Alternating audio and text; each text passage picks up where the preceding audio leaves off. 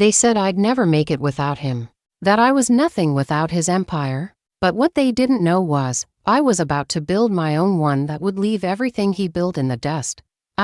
Hey everyone, welcome back to the channel. If you're new here, don't forget to hit that subscribe button and turn on the notification bell, so you never miss an incredible story like this one.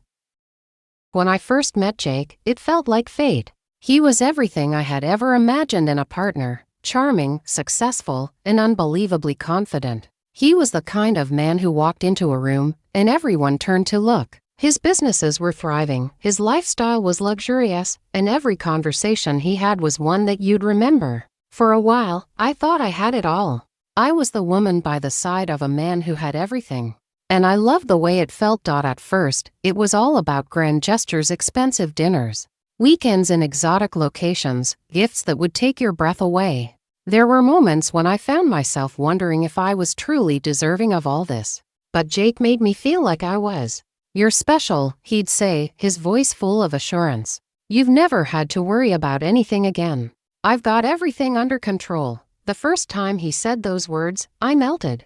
I'd always been independent, but somehow, with Jake, I felt it was okay to let go of some of that control. After all, he was doing so well, why not let him take the reins for a while? But as the months passed, something inside me began to shift. Little by little, the weight of his confidence began to feel like a burden. Jake was always the one with the answers, always the one making the decisions, and somehow, I found myself losing my voice. At first, I didn't notice it. I was so swept up in the whirlwind of his success that I let go of my own dreams, my own desires. But then came the first sign of something darker, a comment, small and dismissive, but it lingered in my mind long after he said it. We were sitting on his private yacht, surrounded by the calm of the open ocean. I had been sketching ideas for a project I had always wanted to start, something in fashion, my passion. Jake noticed it and smirked. "Who's this? Are you really thinking about doing something on your own?" His words were playful, but his tone had an edge to it that I couldn't ignore. "You wouldn't be able to handle it. You're too comfortable here. You don't know what it's like out there in the real world." His words hit me harder than I expected. It wasn't just a comment. It was a challenge. Something deep inside me stirred. I wanted to protest, to shout, to tell him that I could handle anything. But instead, I swallowed my words and smiled, telling myself I was overreacting. But it didn't leave my mind. As the weeks passed, the comments grew sharper. "Do you really need to go to that meeting?" he'd ask, his eyes narrowing as if my aspiration were a nuisance. "Why don't you just stay home? We could spend some time together. Don't you think that's better?" And then, one evening, as we sat in the lavish dining room of our penthouse, the weight of it all came crashing down. Jake leaned back in his chair, a glass of expensive wine in his hand, his voice casual but laced with a sense of finality. "You know, I've built all of this. You've never had to worry about a thing. You can't live without me. I'm the reason you have this life." I felt my stomach twist. His words were meant to be reassuring, but they felt suffocating, like chains being wrapped around my chest. I looked at him, handsome, successful, and so sure of himself, and I realized something. The life we had built together wasn't my life. It was his. And I had let it become mine. That night, I couldn't sleep. The words haunted me, echoing through my mind. Was he right? Was I too weak to stand on my own? For years, I had been content to follow, to let him lead. But now, for the first time, I realized that I didn't want to just be a passenger in my own life. I wanted to drive it.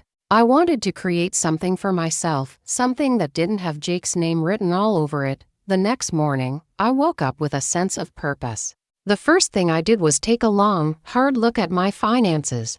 Jake had always been the one to manage everything: bank accounts, investments, expenses. I had no idea where I stood financially or how to make decisions without his involvement. It was a scary realization, but I knew it was the first step toward independence. I dove into the world of personal finance. Books, podcasts, online courses. It was overwhelming, but I forced myself to stay focused. Every time a thought of doubt crept into my mind, I pushed it away. I knew that this was my chance to take control. The more I learned, the more empowered I felt. Slowly but surely, I was reclaiming pieces of myself that I had abandoned over the years. It wasn't just about the money, it was about the confidence to make decisions on my own, to trust my own judgment. I began to explore my passion for fashion again, that dream I had buried long ago. I started sketching designs, reaching out to manufacturers, and learning about the intricacies of starting a brand. There were moments of doubt, moments when I thought about giving up. After all, I had no experience, no background in business. But the fire inside me burned brighter than any fear. Jake didn't notice at first. He was too busy with his own ventures, and I became more adept at hiding my progress. But soon, my brand began to take shape. My designs, which once seemed like mere fantasies, started to feel real.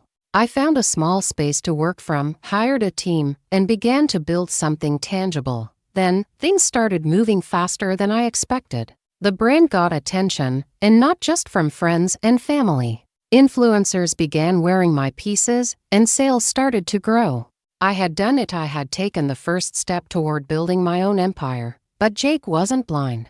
The moment he realized that my success was growing, his attitude shifted. He would make little comments, passive-aggressive jabs disguised as compliments. "I didn't think you had it in you," he'd say with a smile, though his eyes told a different story. He didn't like that I was thriving without him. He didn't like the fact that I had built something on my own, something that didn't need his validation. The more successful I became, the more distant he became. At first, I thought it was jealousy, but soon I realized that it was something deeper, something darker. He was losing control, and it terrified him. I watched as his once supportive nature turned into something controlling, manipulative, and possessive. He tried to undermine my decisions, questioning everything from my business strategy to the people I was working with. He started to make veiled threats, suggesting that my success was a fluke, that I couldn't handle the pressure without him. One evening, as I was in the middle of a crucial negotiation with a potential investor, Jake barged into the room, his face twisted with frustration. "You think you're better than me now," he spat. "You really think you can make it without me?" His words hit me like a slap in the face. I could feel the tension in the air, thick and suffocating. The old me would have cowered, would have apologized, would have let him take over. But not anymore. I stood up, my heart pounding in my chest. "No, Jake, I don't think I'm better than you, but I know I'm better off without you. I'm building something for myself, and I don't need you to tear it down." For a moment, he just stared at me, disbelief in his eyes. But the expression quickly turned to anger. "You'll regret this," he snarled, storming out of the room. But I didn't regret it, not for a second. I had crossed a line, and there was no going back. I had found my own strength, and no matter how hard Jake tried to pull me back into his world, I wasn't going to let him. In the end, it wasn't about proving him wrong. It was about proving to myself that I could do it on my own. I wasn't just living in his empire anymore. I was building my own. And that was a power no one, not even Jake,